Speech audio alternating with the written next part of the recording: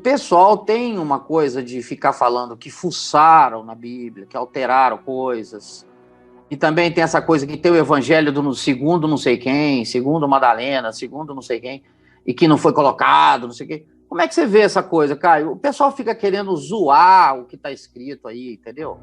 Como é que você enxerga isso, assim? O que você pensa sobre isso? É uma coisa do ser humano mesmo, querer ficar fuçando nessas coisas? Não, é muita ignorância, né?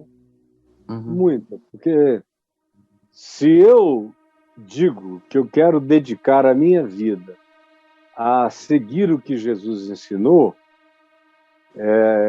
para mim seria algo mais forte do que se eu dissesse que eu queria ser um ótimo advogado, um ótimo jornalista, um ótimo arqueólogo, um ótimo físico, um ótimo enfermeiro. Eu iria me dedicar a saber. Mas esse pessoal não, eles estão seguindo quem eles não conhecem, confessando um nome sem saber quem é a pessoa. Sabem nada, nada, nada. Eu não sei como eles entregam a vida deles a algo tão profundamente radical sem saberem nada e sem a vontade de compreender. Parece que se tiver alguém ali no palco, entrar uma luz roxa, apagarem a luzinha e virar uma boatezinha de Jesus com todo mundo cantando, dando umas estremecidas e voltando para casa com alguma catarsezinha, então está tudo feito. Aí vão morrer na burrice. É um pessoal que não tem cura, que nasce no evangelho, quanto mais o tempo passa, mais ignorantes e idiotas às vezes se tornam. A questão desses evangelhos aí está escrito aí no meu portal. Se você escrever os 4 evangelhos, você vai ver que tem texto meu, tem fala minha sobre esse assunto várias vezes. Agora, eu não sinto falta de nenhum desses supostos evangelhos posteriores. São todos muito posteriores e são todos fundados com base em filosofias. Então, não é um evangelho segundo Mateus, que era um evangelho para judeus. Por isso tem uma genealogia judaica e com uma série de citações do Velho Testamento, porque tinha a finalidade de alcançar a mente judaica com o messiado de Jesus, evangelizando os judeus.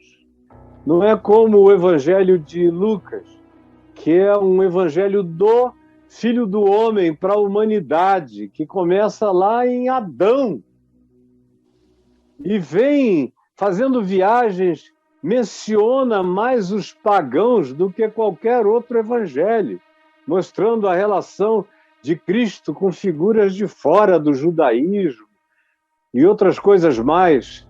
Ou o evangelho de Marcos, que é um evangelho pequenininho, que foi o primeiro a ser escrito.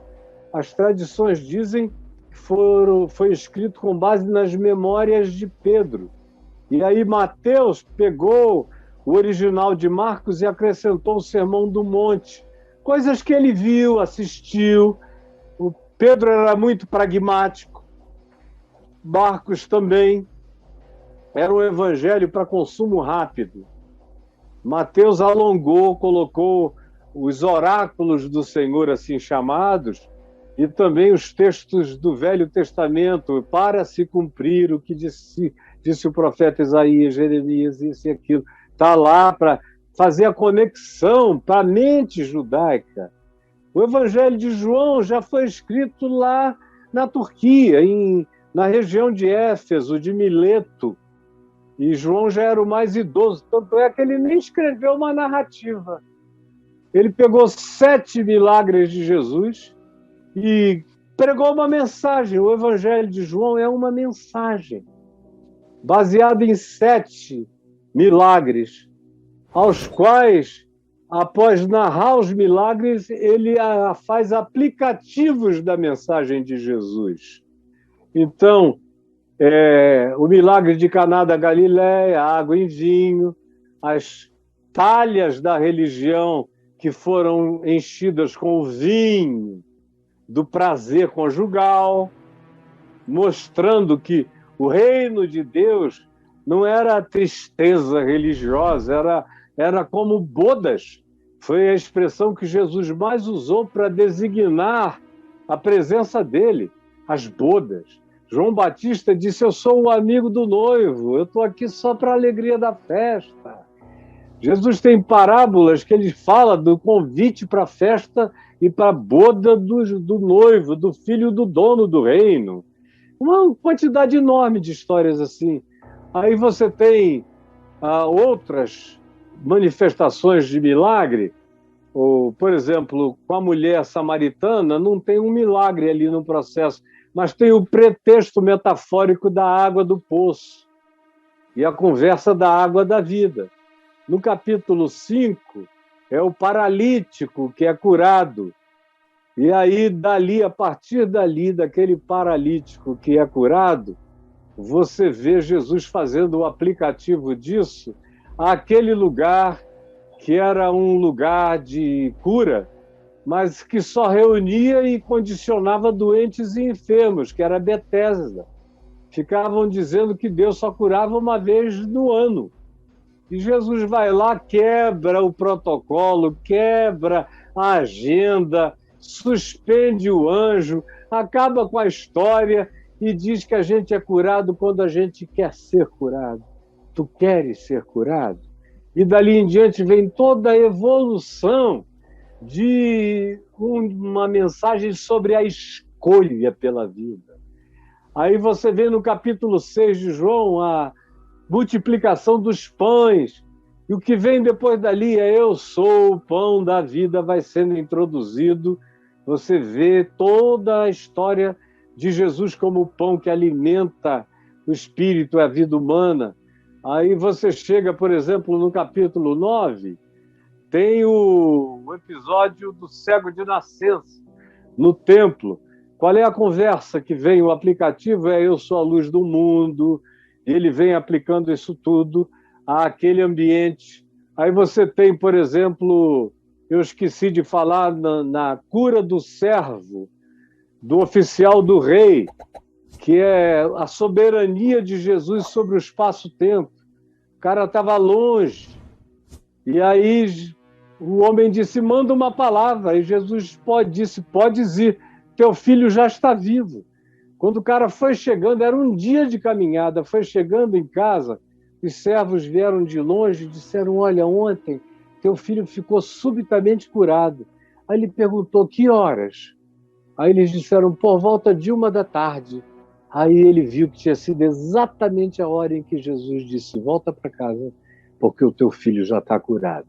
Tinha sido tirado da morte por uma palavra falada, assim, quanticamente, atingiu o menino lá onde ele estava, levantou na mesma hora. Então, são 7 episódios, alguns milagrosos, outros impressionantes, que João usa para fazer aplicativos da mensagem. E no final ele diz isso. Jesus fez muitas outras coisas, ele diz. Se todas elas fossem escritas, num tempo em que para você fazer um livrinho pequenininho, você usava uma quantidade brutal de pergaminho, de manuscritos, não tinha impressão. Você vê, a primeira impressão de uma Bíblia, que é a de Gutenberg, nos dias de Lutero, era um calhamaço, meu irmão, que só um homem forte podia carregar, ou 2, ou 3, porque era enorme, imenso, não era portátil. Não dava para levar, isso já no século XVI, imagina no século I. Então aquele pessoal todo vivia de memória, de histórias e de contos orais, como eu também já expliquei dezenas de vezes. Esses outros evangelhos é um pessoalzinho que não quer nada com o evangelho de Jesus, é que geralmente vem com esse papo. Você pode prestar atenção. Quem vem com esse papo, em geral, não quer nada com a obediência ao Evangelho de Jesus. Infelizmente, mas a grande maioria é um pessoal que não quer seguir o que, para mim, está mais do que óbvio. Eu não preciso de nada além de Mateus, Marcos, Lucas e João. Não preciso mesmo.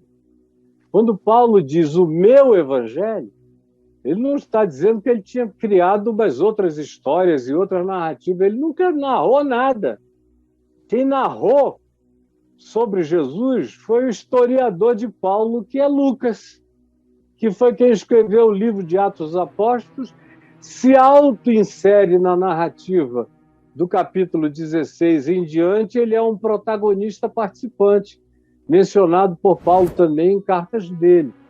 Mas esses outros evangelhos, o evangelho de São Tomé, não foi Tomé que escreveu. E já foi produzido no fim do segundo século. No fim do segundo século. O evangelho de Marcos foi produzido aproximadamente 20, 25 anos depois de Jesus. Tem uns mais conservadores que dizem que foi 15 anos depois. Mas o evangelho escrito mais tempo depois de Jesus foi a narrativa da mensagem de João, que já o escreveu idoso, com uns 80 anos. Portanto, era como se eu, 50 anos depois de ter conhecido Jesus, escrevesse uma narrativa. 50 anos de fé é o que eu tenho agora. Era o que João mais ou menos tinha quando escreveu o evangelho dele. O evangelho de Maria Madalena é nitidamente um texto dos gnósticos, e dos gnósticos que davam aquela liberdade sexual às pessoas. Era o pessoal, porque havia algumas cadeias e variantes do gnosticismo, que era uma filosofia que dizia que você era salvo por informações misteriosas que o resto do mundo não tinha. Só o grupo da confraria do saber é que tinha aquela informação salvadora. Então, eles eram divididos em algumas seitas ali dentro. E tinha seita do pessoal que dizia que você podia comer quem você que quisesse comer, dar o que quisesse dar, transar como quisesse transar, porque havia uma dicotomia absoluta entre espírito e matéria. O que você fazia com o corpo não incidia sobre o espírito, de modo que você podia ser o que você quisesse.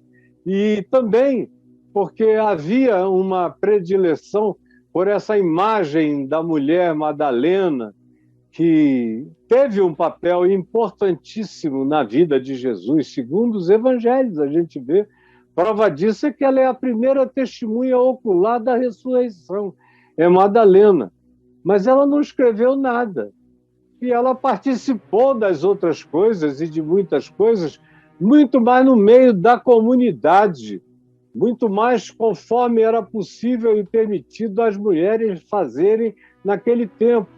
Mulher não tinha liberdade de sair andando por aí, a menos que muitas outras mulheres fossem numa caravana protegida, como Lucas 8 diz que Maria Madalena, Maria, mãe de Jesus, a mulher de Salomé, a mulher do irmão de leite de Herodes e as irmãs de Jesus faziam, indo, acompanhando, servindo nos lugares onde eles pernoitavam, onde eles ficavam, mas protegidas por um grupo de homens. Não tinha luz elétrica, era escuridão absoluta. Havia muito assalto nos desertos, nos caminhos abandonados. Mulher não dava mole à noite por aí. Nem as prostitutas se afastavam das lâmpadas das aldeias e das tribos. Então, é muita ignorância. Fato é que o Evangelho de Maria Madalena é uma construção gnóstica já do fim do segundo século, início do terceiro século. Aí você tem a mesma coisa de Paulo, o Apocalipse de Paulo. Você lê uma bobajada. O que Paulo disse que não era lícito aos homens referir, lá em 2 Coríntios 12, 150, quase 200 anos depois, chegou um cara lá e inventou uma história das viagens de Paulo para o céu. Nitidamente, só uma construção ficcional. A mesma coisa você vê o Evangelho de Tomé, que caiu no gosto de grupos esotéricos antigos.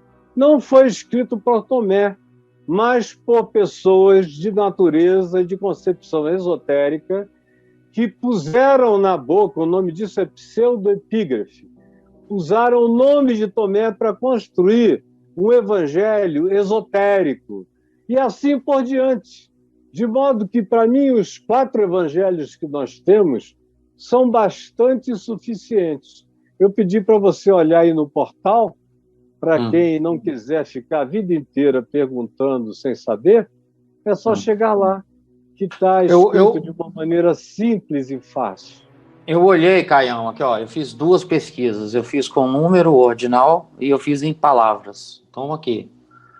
Ó, os 4 evangelhos, ok? Eu escrevi os 4, numeral, tá vendo? Número 4. Nós tivemos 466 ocorrências. Depois eu escrevi os 4, assim, ó, por extenso, ok? Aí caiu para 205, ok? Então, você pode pesquisar de qualquer jeito, que você vai encontrar coisas, né? Então, tem aqui, ó, os 4 por extenso, aqui, ó, creio nos 4 evangelhos e em toda a palavra de Deus. A verdade e a realidade como demonstrações. É uma reflexão, texto. O evangelho é o nome, se puder ler. O Jesus que eu conheço. O meu evangelho. Paulo escreveu o 5º, interrogação. Está aí no mente de Paulo.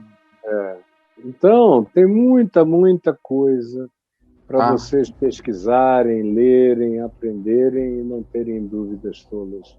Hoje mesmo de manhã, no stand-up, o Fred, que estava comigo, que foi da Nova Vida na infância, na adolescência, depois mudou para uma igreja batista, teve tanta tristeza e decepção na igreja que largou tudo. E ele é quem tem esses stand-ups. Na volta, ele me assiste, me vê aqui no YouTube, no Papo de Graça e tudo mais. Na volta, ele falou, olha, eu tenho um problema, eu queria tirar uma dúvida. Aí eu vim ali bem devagar, enquanto ele falava, respondendo a ele. E a pergunta era justamente essa que você acabou de me fazer. Olha só.